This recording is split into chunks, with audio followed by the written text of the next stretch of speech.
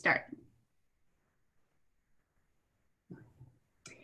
Welcome to Mental Health in Schools virtual learning series from the Virginia Department of Education and hosted by the Office of Student Services. My name is Sarah Bazemore, and I am the School Counseling Specialist and Student Assistance Systems Coordinator here at the VDOE.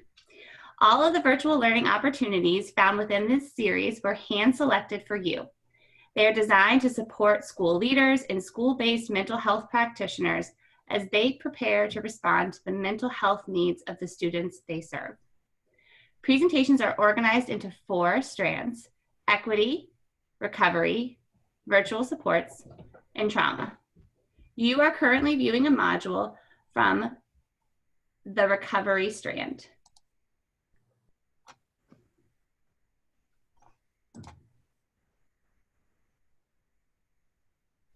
Helping Children Cope with Grief is being presented by Dr. Tori Stone. Dr. Stone has 20 years of experience as a school counselor, educator, and presenter. As an assistant professor of counseling at George Mason University, Dr. Stone trains both school counseling and clinical mental health counseling students in counseling skills and theories, creative counseling interventions, and practical theory-based approaches to work with children and adolescents. Dr. Stone also works in consultation with several schools and local districts, providing training on counseling skills and techniques, teen brain development, school climate, and mental health. She provides practical training for teachers, parents, and students to help them to turn down stress at home and school with the aim of increasing mental health. These experiences, as well as her approachable expertise, help her to connect with children and adults. And I can personally say that I've always enjoyed listening to Dr. Stone present, so I am super thrilled that we were able to book her for this and to bring her to all of you. So this is going to be around a 30-minute learning module, and we are going to turn the virtual floor over to Dr. Stone at this time. Thank you, Sarah, and thank you, everyone. I really appreciate the opportunity. I'm going to share my screen and share a little presentation here, if it will let me. And okay, so I'm so happy to be here with you here today. I think this is an incredibly important topic. Near and dear to my heart. All of us working in school certainly need to be aware of grief, and in working with kids through grief, it is certainly something that will touch everyone. And I just want to take a minute to say thank you for the work that you're doing in schools with kids. I think we all know that when children do return, whatever that looks like, they're going to need support around not only losses from COVID, deaths from COVID, and other deaths that they experience in their life through this time, but also the many losses of transition, the losses of opportunities that they've had through this process. So you guys are just such an important support system for children through this season in their lives, and I thank you for the work that you do. I think it's an honor to do this work, and so I am not an expert in grief, but I'm a person who's really interested in grief and have tried to do a lot of training in grief. And the beginning of my journey started with the work of Helen Fitzgerald. Early in my career, I had an opportunity to do a 2-day training with Helen Fitzgerald, who is a bereavement specialist. She's a certified death educator. There is such a certification for the Hospice Foundation. And I've linked the Hospice Foundation here, particularly resources for children and teens. There's so much good stuff out there. The Grieving Child, I happen to have my copy here, is probably my favorite book about death as it relates to, about grief as it relates to children. She has 2 other books as well, but this one is definitely my favorite. And so a lot of what we're going to talk about today is based on Fitzgerald work as well as the work of others, and I'll give you a lot of resources. When we work in schools, school counselors, social workers, psychologists, and there's a lot of books, particularly for littles, about grief that I think are wonderful to work with them. But I encourage you to kind of think outside the box. There are so many books that are about death and grief that aren't necessarily grief books. The whole Harry Potter series, Harry had a rough life, right? And that is a wonderful book that you could use in a group or with an individual child who's interested in Harry Potter, right? To talk about grief, talk about loss, talk about how Harry experiences and expresses and goes through those losses and re-experiences them at different stages in his life. There's some wonderful books that are young adult books. So for older kids, again, if you've got a student who's a reader, and you could both read the book together and do a little bit of a book study, or you could use excerpts of the books, songs, music, you can make a playlist together. There's so many creative interventions we can do with kids to help them through grief. So as we talk today about sort of development, I also want to be mindful of activities, because it's, as you know, as practitioners, it's important for us to do something with kids to help them to progress on their journey. I like the idea of literature and them helping to understand that death and grief is universal. It is a part of our life. Everyone will be touched by death. Everyone will be touched by grief.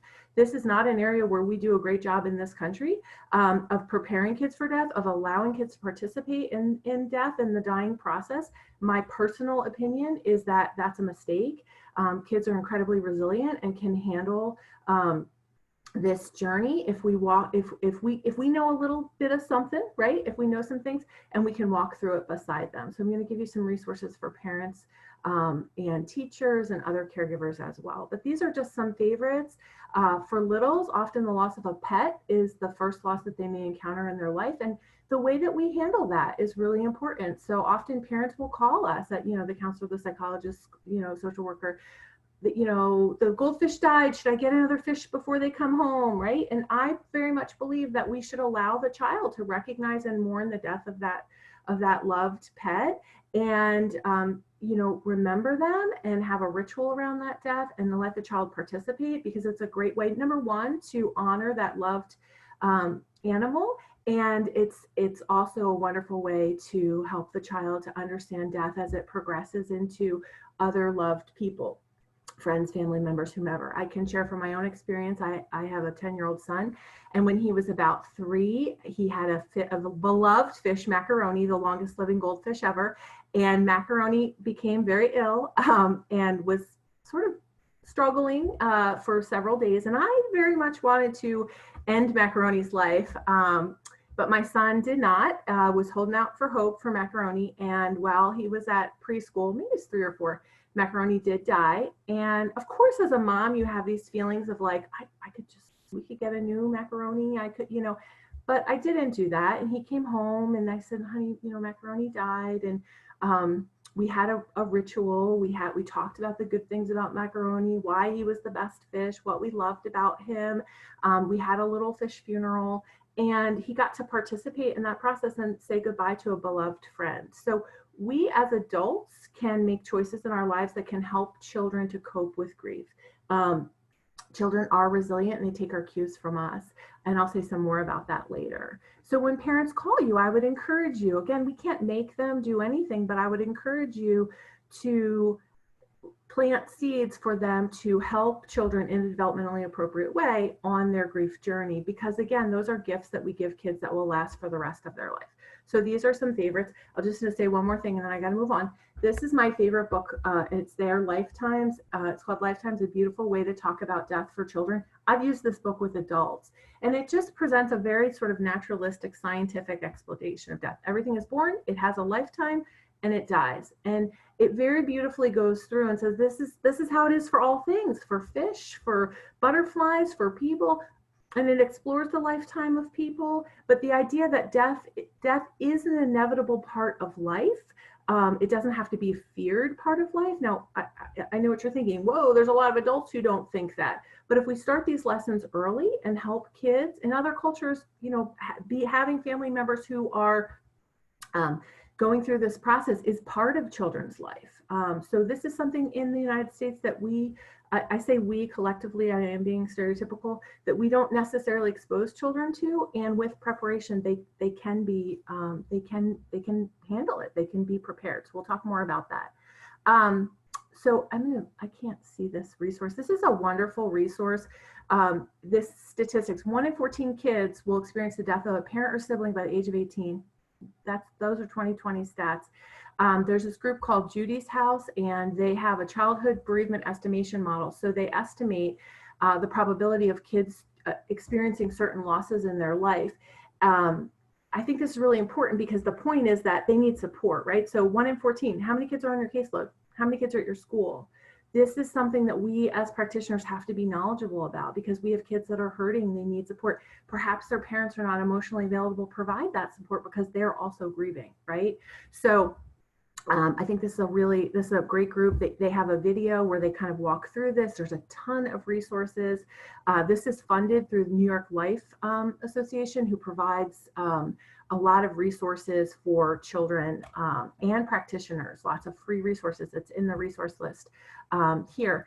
Lots of free resources for families around grief.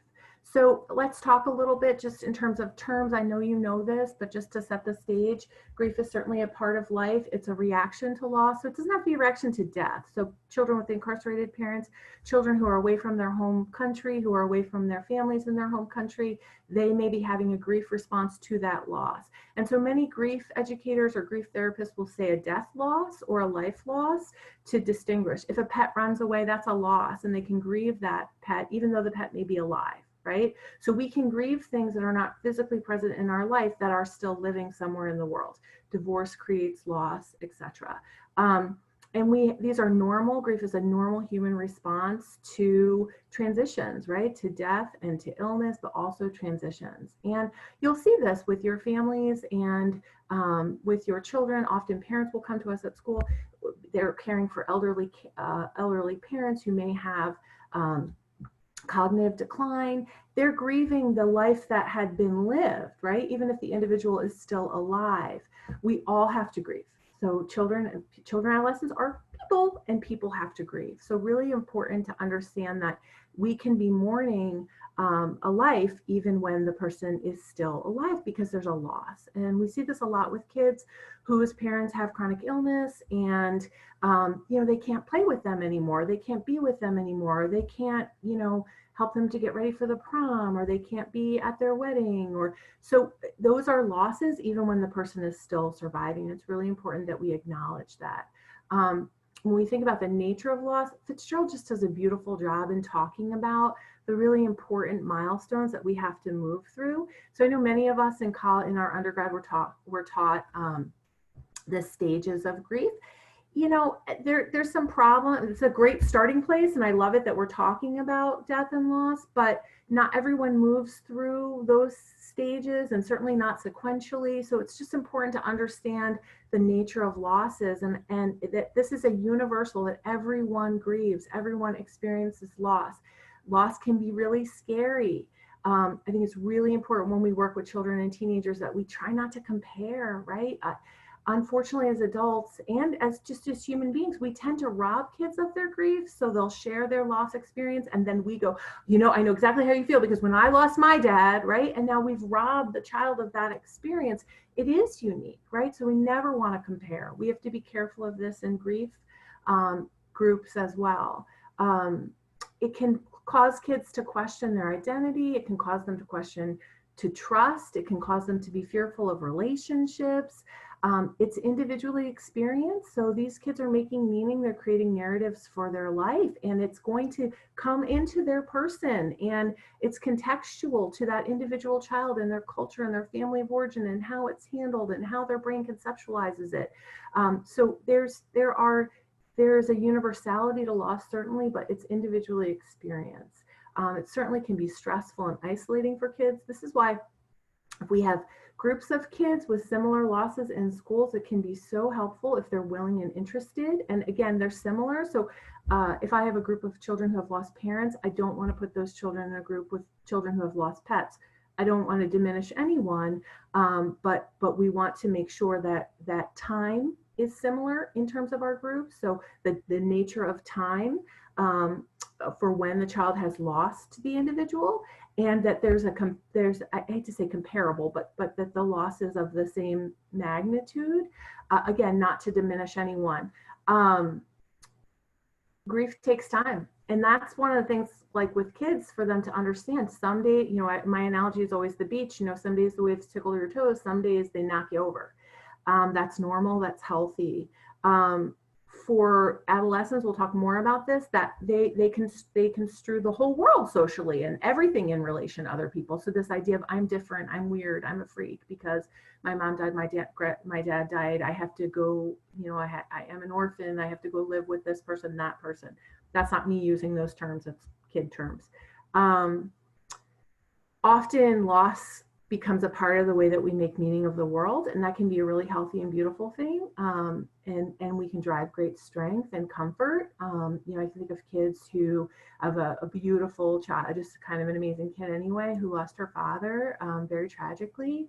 And she said, my whole family just talks about him being gone, and I'm sad that he's not here as a person, but he's always with me, Mrs. Stone. I always feel him with me. He's right here with us now. I get goosebumps when I tell that story, and I'm like, I looked over and I was like, that man is in that chair right now. I believed her, right? So she had this beautiful connection with her father that transcended time and space. So really the way that a child conceptualizes a loss and the way that they respond to grief is unique to the child, but there's certainly things that we as adults can do to support the child, to support the family, to be as protective and restorative for the child as possible. So let me say some more about this. I'm kind of moving my head here out of the way. So for little kids, excuse me, for those of you who work with littles, first of all, thank you. They have magical thinking. They don't understand the really concrete nature of death. So it's very normal, as you well know, for them to be really sad and then be really happy and then be really sad, or to ask repetitive questions about the loss. That's all really normal stuff.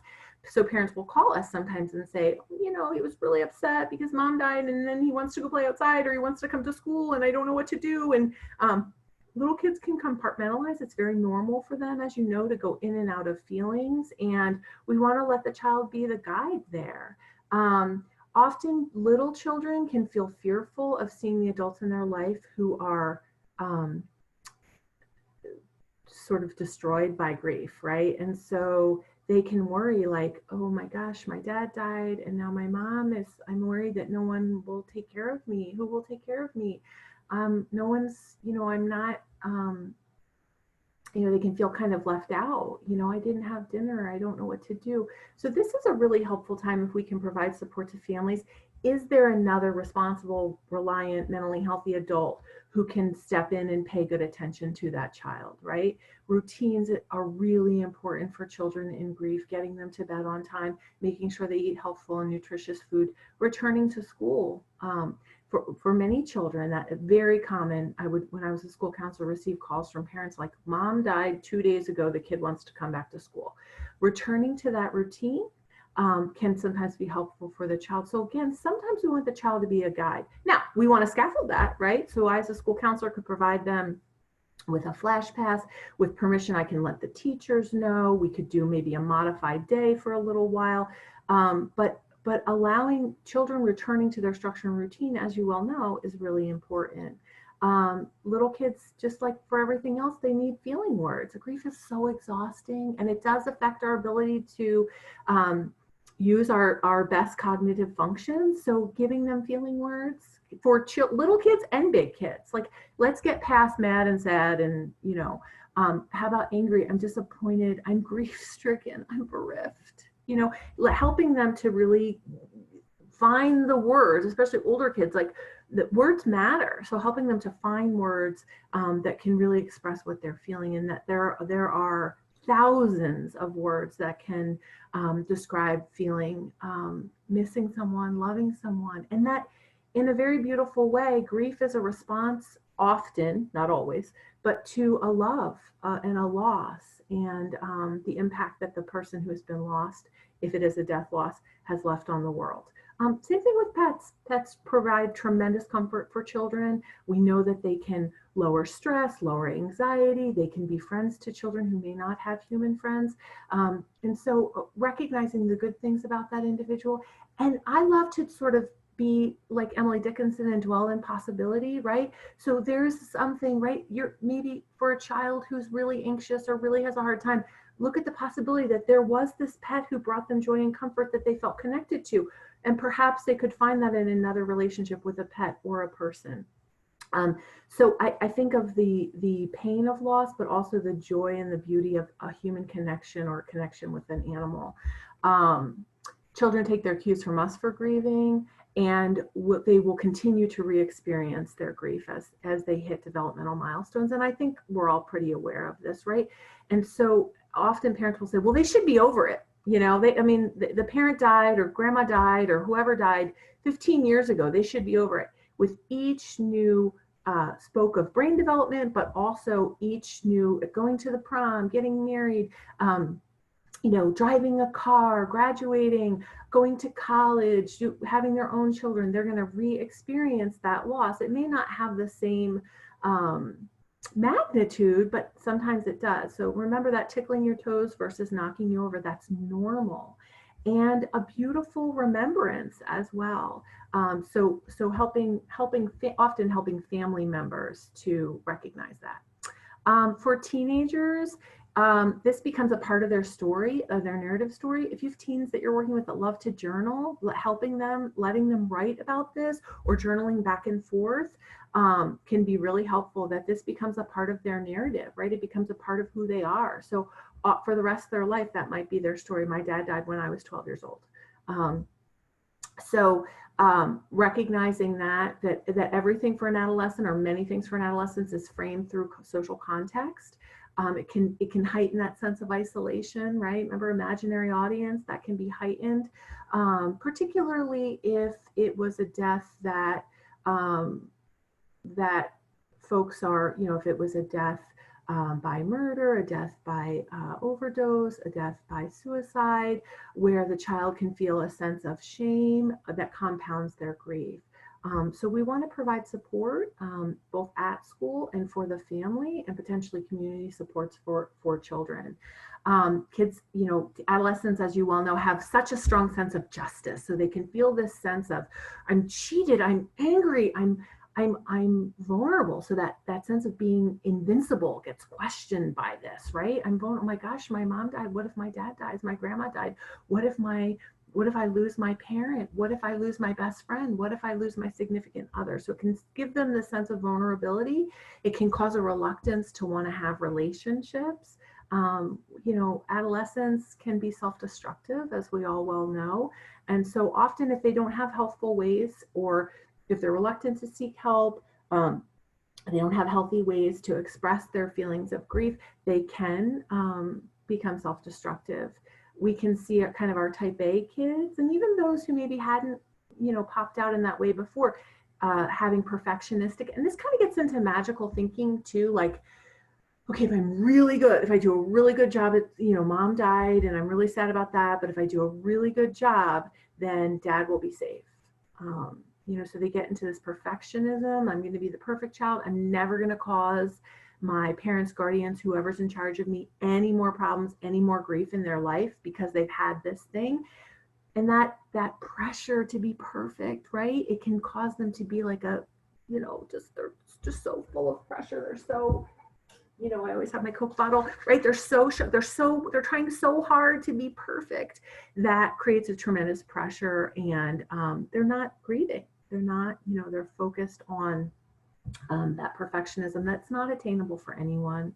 Often there's a sense of injustice. The family has changed. Kids can feel lost. They can feel unseen. They can feel a sense of injustice, that what has been shared with them, and I'll say some more about this, often well-meaning caregivers are dishonest with children about death, particularly death from substances, death by murder, death by suicide. And often the kids know the story anyway. And so they know the story that they're told, and they know the story that's true. So I always want to share that with families, that when you lie to a kid about a loss, that it can create a crisis of trust in addition to the grief that can be problematic for years to come. So we can talk more about that. I'm going to jump through this. So how do we help kids and families?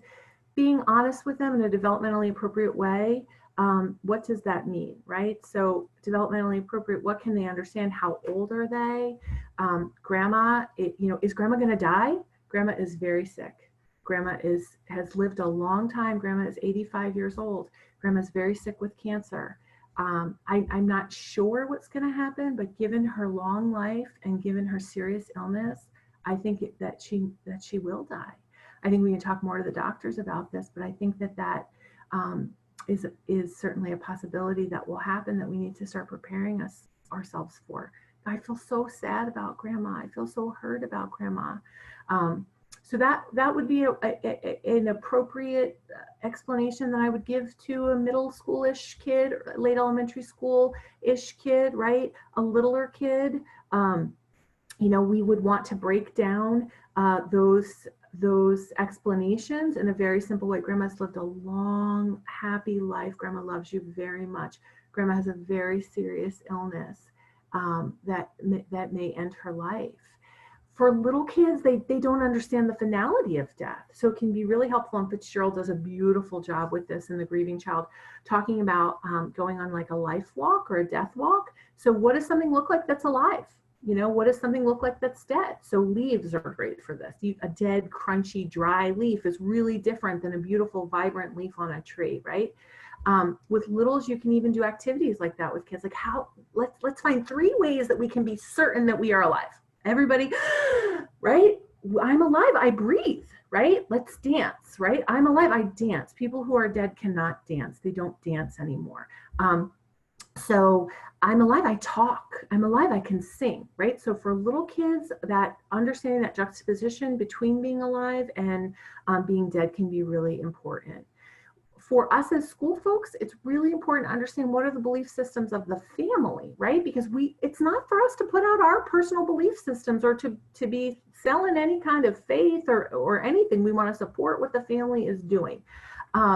So I feel very strongly in the grief literature supports using the words, particularly for smaller children, dead and died, because they can have a hard time, particularly little ones, with understanding the finality of death. And so often culturally, we might use words like past, gone on, rainbow bridge. These are very conceptual ideas that can be confusing for kids. Grandpa went to sleep. Well, then you have a kid who's terrified to sleep, right? They went on vacation, right? So these euphemisms that we use because we don't know what to say can be terrorizing for children. So using the correct terminology and then checking with the caregiver about what are your belief systems? What are you saying, right? Because I want to support that. So if it's an older child, that when you say grandpa passed, what does that mean? He died. Okay, he's got it. Passed on to where is something that I would ask the parent. There's some belief system of an afterlife. What does that look like? We want to support that in the child, right? Again, so this isn't for us to promote our own belief system. It's to support the family.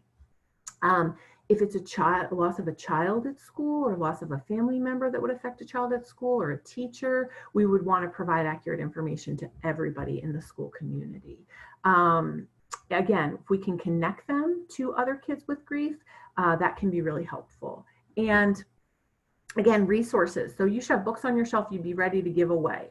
And I've given you in the resource guide with this, lots of resources, lots of websites, lots of free information that we can give to parents that they may not be able to digest in that moment. So when we're talking with parents, I've said a lot of this. I think that one of the things that we can do as school folks is encourage families and in ourselves that death is part of life. It's an inevitable part of life. And that, again, shielding kids from death can really cause problems when they're exposed to to death. So if we can be caring, purposeful, intentional in the way that we treat death with children, that can be incredibly helpful for the rest of their life. So we want to reassure kids. We want to heap on the love. We want parents to be sure to heap on the love. Again, if they're not emotionally available because of the loss, is there another adult who can step in and be available? Paying attention for littles to what they're eating, sleeping. For older kids, what are they putting out on social media? What are they allowing themselves to, what's going out there to the world? What are they consuming? What are adults saying to them? So they need reassurance, they need help, they need support. Again, their primary caregivers may not be able to provide those things for them. So when we've got a loved one who is in decline, auntie, grandma, grandpa, whoever is in a care facility, and parents will call us, like, should we visit, should we not visit? We want to prepare. That is an individual decision of the parent, but we want to prepare the child. So grandma might look different, she might feel different, there are smells. We would want to keep the visit very short, and it's very helpful to give the child a job. So you can give grandma the card, you can give the gift, you can sing your song. If it's an older child and they're very close, again, we want to prepare them, so before the day that you're going to go, you want to spend some time, the parent will want to spend some time preparing the child for what they will see, hear, touch, feel, okay? And again, to me, shorter is better. And that could be for an older child, shorter frequent visits. But again, the child should be prepared, because those facilities can be very challenging for us as adults from a sensory perspective. And often the adults who are accompanying the child, they can get lost in the experience or in fear. And then the child can rely upon their own, what they know before. And again, if another adult who is not maybe going to get lost to the grief could accompany the child so that they could be available for the child, that can be really helpful too. So this is kind of my mantra for kids, and a lot of things, when you lie to kids, they find out. That's it. So telling the truth, being honest. Again, we can't make parents do this, but I have seen some really challenging situations around grief and death and loss that led to really problematic, disrupted family relationships because lies were told to the child. Now, does that mean that we're telling a 4-year-old about a very graphic death? No. A 4-year-old will accept, daddy died. And then they might, come back later and say, how did daddy die? Daddy died. Oh, sorry, that was my timer to not go on too long. Daddy died from an injury. And then they might come back from after a time and ask more information as their development changes. And then if daddy's died by suicide, at some point that would have to be told to the child. But at a later point in their life, when they can understand that information versus finding out later from a family member or a member of the community or paperwork in the home, that can cause this crisis of faith and relationship with the family. For us as adults to recognize and acknowledge that it's okay to be sad, and that sadness and tears are a normal human response to grief. When my own father was dying, he had dementia, and my children were very much there he died at home. And it was very sad. There was also times that were very lovely and wonderful, and we played music and we sang songs and we told stories. And so even though it was a very hard time in my life, it was a very beautiful time as well. And I remember my daughter was 4, 5 or 6, and I was crying, and she said, "Oh, mommy, you're so sad and you're crying. I want to make you feel better." And I said, "I'm so sad because Poppy is dying and I love him so much.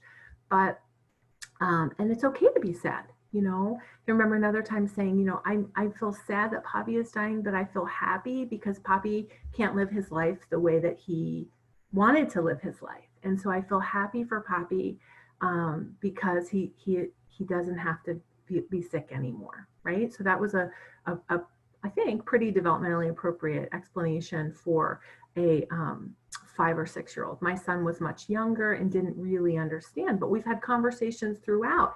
He now at 10 is grieving that he didn't get to have more of a relationship with his grandparents. It's really important with children that we clarify, you asking me about, you can talk to me about Poppy anytime. You talking to me about, even if I get sad or upset, you're not making me sad. It's my love for him that's making me sad. And that's okay. I love to remember him. I love to remember him. I love to tell you stories about him. One more thing I'm going to say here, and then we can wrap up. Probably the number one question that we get as school folks from parents is, should I allow my child to attend a funeral? So Tori Stone, me, I feel really strongly that children can attend funerals, and for older kids, upper elementary, middle, high, they should be given some choice in the matter. We would never have a child attend a funeral without preparation. A question that I always ask families when they call and ask, should I let them go to the funeral? Are there any rituals or cultural practices in your family that could be scary or upsetting for a child? Like, I can remember a mom who said to me, funerals in our culture, there's a lot of yelling, there's a lot of trying to jump in the casket, there's a lot of wailing. She said, it's terribly upsetting for me. I can remember as a child how scary that was. But I also want them to be able to say goodbye. So Fitzgerald beautifully talks about children's funerals. And this would be an idea where if you are going to a facility where the funeral or whatever the death ritual is taking place, that you could talk with them about the children having an opportunity for viewing, perhaps presenting a flower, a note, or a letter prior to the rest of the family coming in. Then that child or those children are taken out. They could sing a song, they could do whatever their little thing, and then they're taken out by a responsible, reliable, loving adult who's going to pay attention to them, and then the adult funeral will take place. So that is possible. I think that's a beautiful way to allow children to be seen and participate and express their love and remembrance without doing harm. In a case of where the funeral will not necessarily, outside of the loss of a loved one, have any behavior with the parents saying, no, I don't,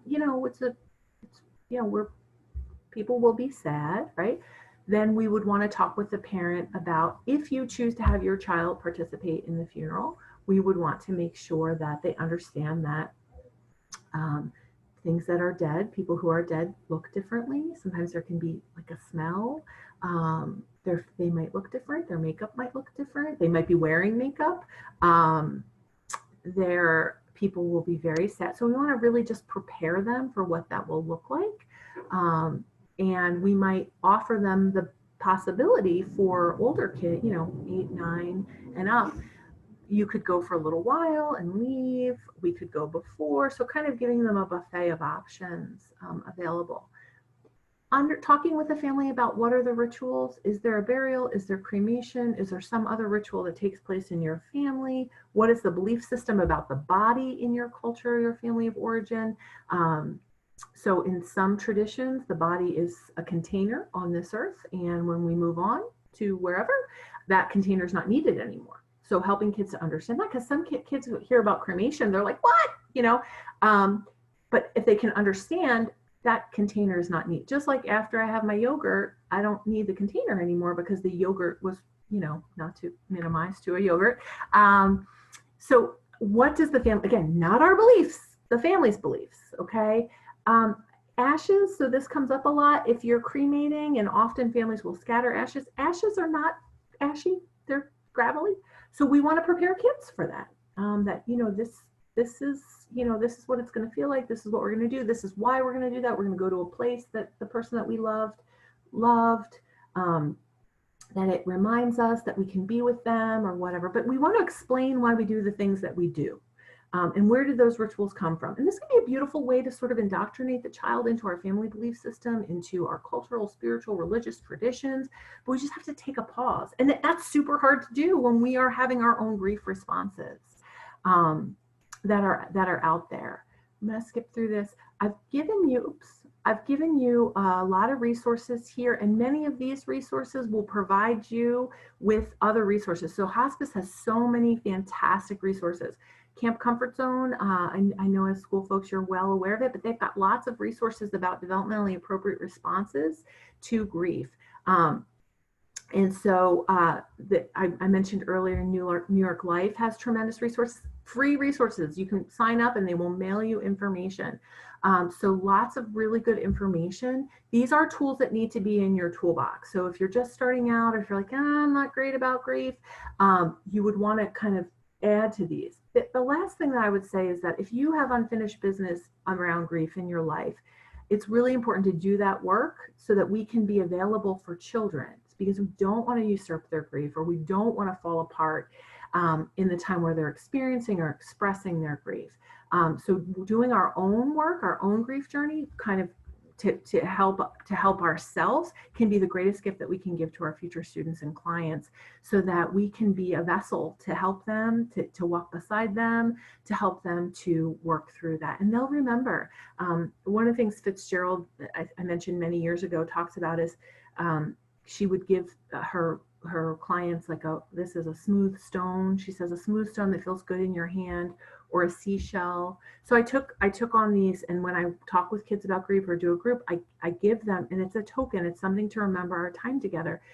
I also think of it as like a way to say thank you for sharing this. Like, there's a beauty and a privilege in being a part of a child's grief journey, and being a part of being a sandbag in the storm to their pain.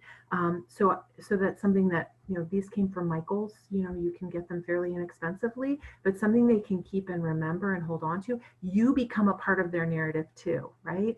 This was a person who was there for me when my mom or dad or grandma, grandpa, uncle, auntie, whoever wasn't available. You were here for me. One person, I'm going to remind you, you've all heard this before, but one adult can make a tremendous curative difference in a child's life. And this is one of the experiences of life they'll certainly remember, and they'll remember your kindness, and they'll remember your time and your love and your compassion. So again, I thank you for the work that you do, and I thank you for being a part of the webinar with me. Dr. Stone, thank you so much. I can't begin to even express my gratitude for hearing all of those different resources and different just really important things for us to keep in mind as we're working with students during such a vulnerable time period. And, I think what you said there at the end about this being, we become part of their story. There's no greater honor, than to be, and it's a privilege in my mind and in my heart to be part of that story for students. And I think, like you said so many times, preparing for that and getting ahead of it and being ready for it, so that we are capable and able to respond in those moments in professional and supportive ways. It's definitely something that all of us need to be ready for. Especially that statistic you shared at the beginning about 1 in 14, that really surprised me, and just again speaks to the importance of us having a very well-stocked toolkit to be able to respond. So thank you. I can't say enough about how valuable I felt like all the information that you shared was.